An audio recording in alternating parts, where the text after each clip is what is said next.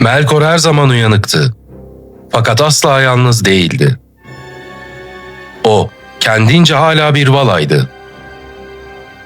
Ve hakkı olan Orta Dünya'yı almak için elinden gelen her şeyi yapacaktı. Fakat iyi bildiği bir şey vardı. Kardeşleri ondan sayıca üstündü. Gözleriyle görüp damarlarına kadar hissettiği başka bir hakikat ise Tulkas'ın saf gücüydü.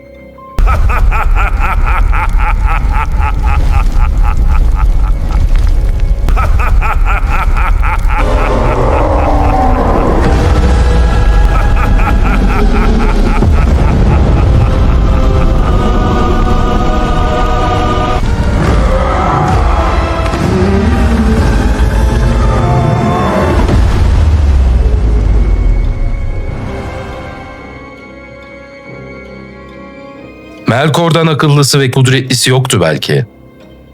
Ama ondan daha güçlü olan vardı. Yine de Tulkas'ın bile sınırları olmalıydı. Üstelik Melkor başka bir şeyi daha iyi biliyordu. Kardeşleri onunla kolay kolay büyük bir savaşa tutuşmazdı. Valar her ne kadar Valinor'a çekilmiş olsa da bu korkudan değildi. Arda'yı topyekün parçalamamak, dünyayı korumak için yapmışlardı. İşte bu yüzden Melkor en iyi yaptığı şeye koyuldu. Karanlık planlarını dokumaya. Kuzeyde Karanlık Krallığı'nın temellerini Utumno'yla atmıştı. Kendi safına çektiği kudretli Maiyar'dan bazıları artık ateş ve gölge iblisleri haline gelmişti. Onların arasında biri diğerlerinden ayrılıyordu.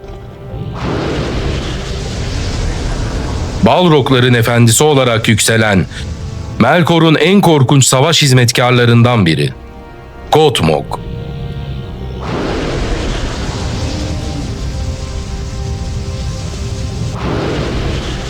Üzerindeki gölge, kanatları andıran karanlık perdeler gibi etrafına yayılırdı.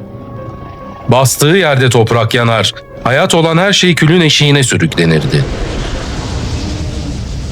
Nefesinin sıcaklığını hissedenler, karşısında ateşin ve korkunun ne demek olduğunu anlardı.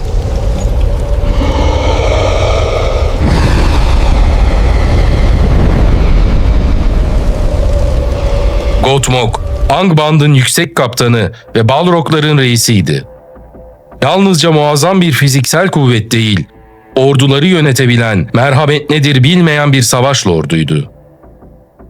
Ve Melkor ona güveniyordu. İleride nice elfin ve insanın sonu onun ellerinden gelecekti.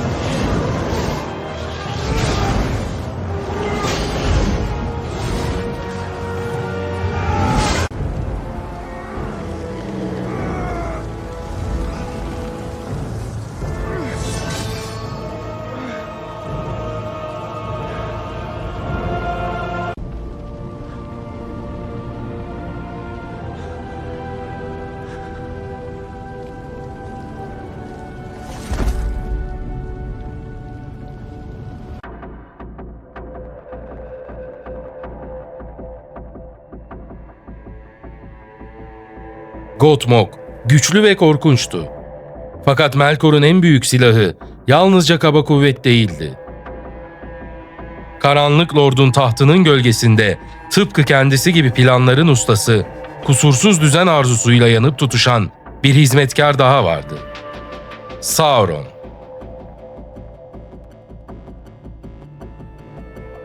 Bir zamanlar adı Mairon'du. Aule'nin mahiyetinden bir mayaydı. Zanaat, düzen, yapı ve maden işlerinde büyük bilgiye sahipti. Fakat Melkor'un vaat ettiği o mutlak, pürüzsüz ve demir yumrukla kurulmuş düzen, onun zihnine Valar'ın sabrından ve özgürlüğünden daha çok cazip gelmişti.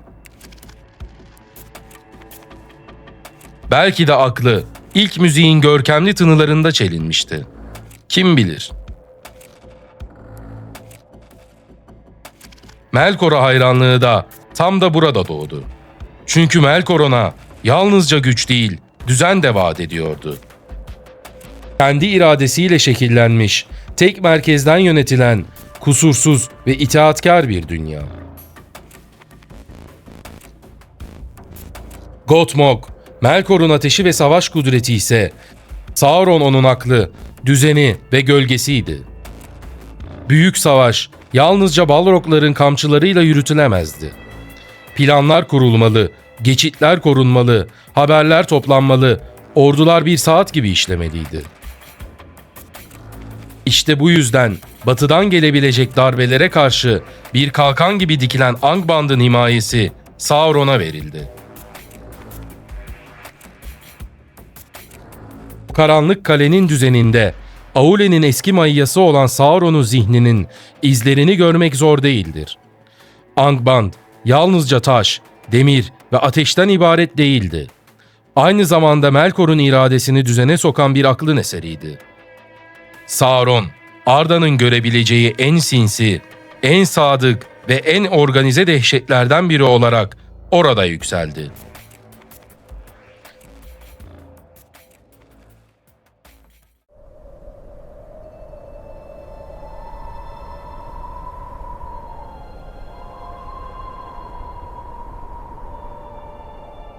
Melkor, Utumno'nun güvenliğini sağlamak ve batıdan gelebilecek Valar ordularını daha kuzeyin kapısında karşılamak için harekete geçti.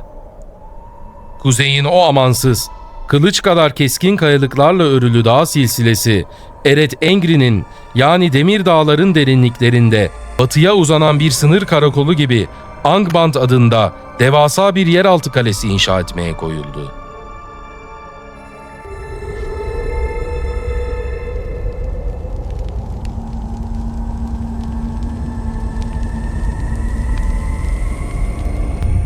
O, ışıktan nefret ediyordu. Dokunup bozduğu her şeye de bu nefreti aşılıyordu. İlk kalesi Utumno, derin buzulların ve yeraltı ateşlerinin o tekinsiz ahengiyle kurulmuşken, taşla, Ered Engri'nin demiriyle ve boğucu bir karanlıkla perçinlendi.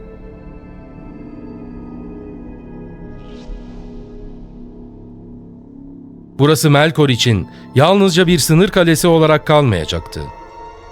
Zamanla dünyanın göreceği en büyük dehşetlerin, karanlık orduların ve ejderhaların yuvasına dönüşecekti. Melkor, Mandos'un 3 çağ süren tutsaklığının ardından Valinor'dan kaçıp Orta Dünya'ya döndüğünde ilk ulu ejderha Glaurung bu kalenin kızgın ve karanlık derinliklerinde beslenip büyütülecekti.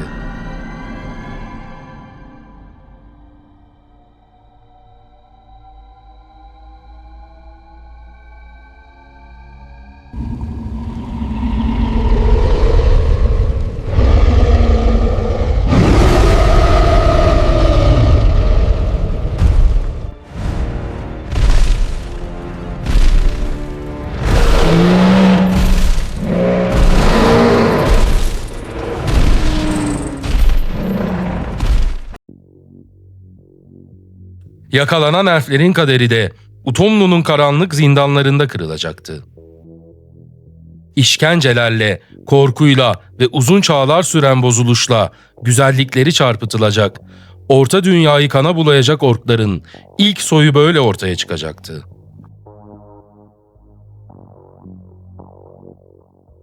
Utumno'da başlayan bu korkunç bozma mirası, Angband'ın dehlizlerinde daha da büyüyecek, kuzeyin derinlikleri Melkor'un ordularını çoğaltacağı karanlık bir ordugaha dönüşecekti. Utumno, yeryüzüne saplanan ilk hançer olabilirdi. Fakat Angband, yeryüzüne yayılacak o ilk ve en ölümcül zehirdi.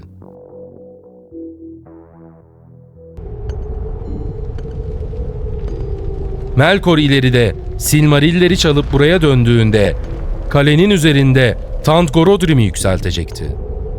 Angband'ın derinlerinden çıkarılan kül, cüruh ve karanlık atıklarla göğe uzanan 3 korkunç dağ. Ve elflerle çağlar boyunca sürecek o kanlı Beleriand savaşlarının ana merkezi tam da bu demir zindan olacaktı.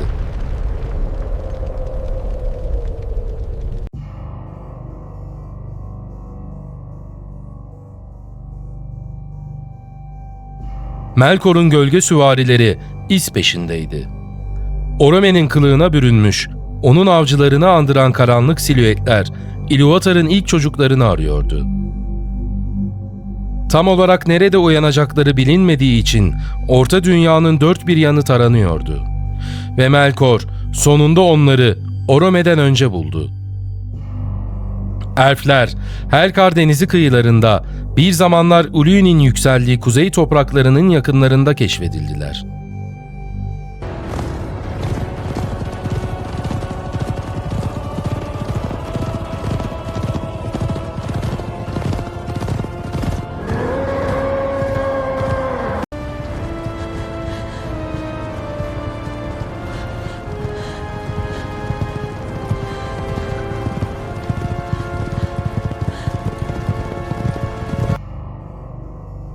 İçlerinden niceleri yakalanıp Utumno'nun karanlık derinliklerine sürüklendi.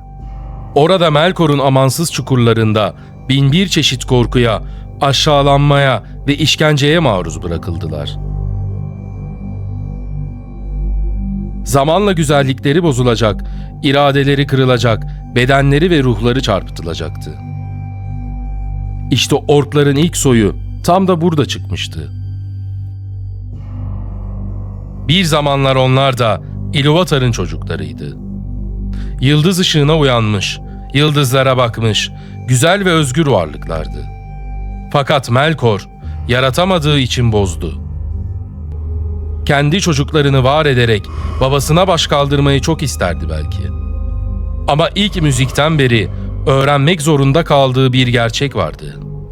Her şeye uzanan kudreti yaratmaya yetmiyordu. Bu yüzden yarattığını sandığı şey aslında yalnızca çarpıttığı şeydi. Orklar böyle doğdu.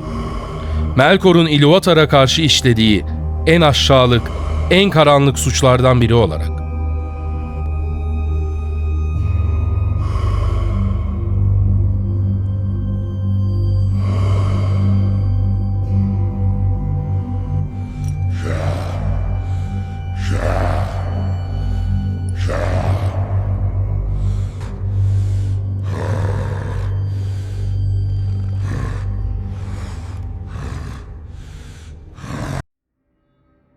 Ona itaat ettiler. Ona efendi dediler. Fakat korkularının altında derin bir nefret de vardı. Çünkü ilk zamanlarda başlarına gelen felaketin gerçek sebebinin yine efendileri olduğunu biliyorlardı.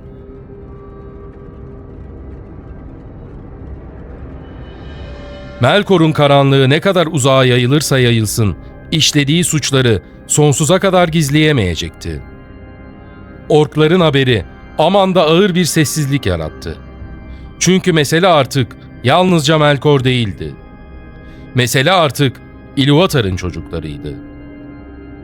Valar, Arda'yı şekillendirirken onların gelişini beklemiş, dünyanın güzelliklerini onlar için korumaya çalışmıştı. Fakat şimdi duydukları şey dehşet vericiydi.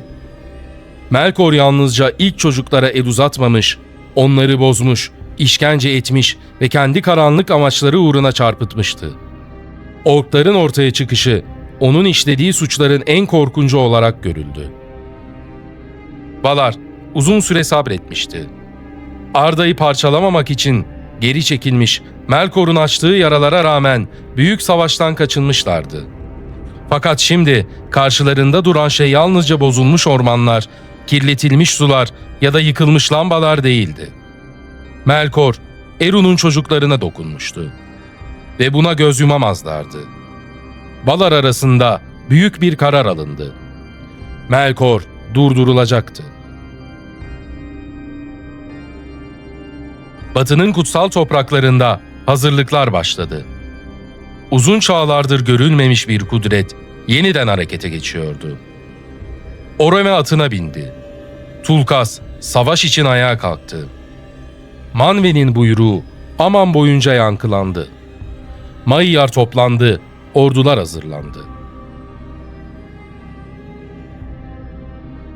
Kuzeyde ise Melkor, Utumno'nun karanlık tahtında oturuyor, büyüyen gücünü seyrediyordu. Emrinde korkunç yaratıklar, Balroglar ona hizmet ediyor, Sauron planlarını işliyor, Angband yükseliyor, orklar çoğalıyordu. Belki de kendini yenilmez sanıyordu. Her zamanki gibi. Fakat bu kez karşısına çıkacak olan şey birkaç avcı ya da birkaç mayya değildi. Bu kez Valar bütün gücüyle geliyordu.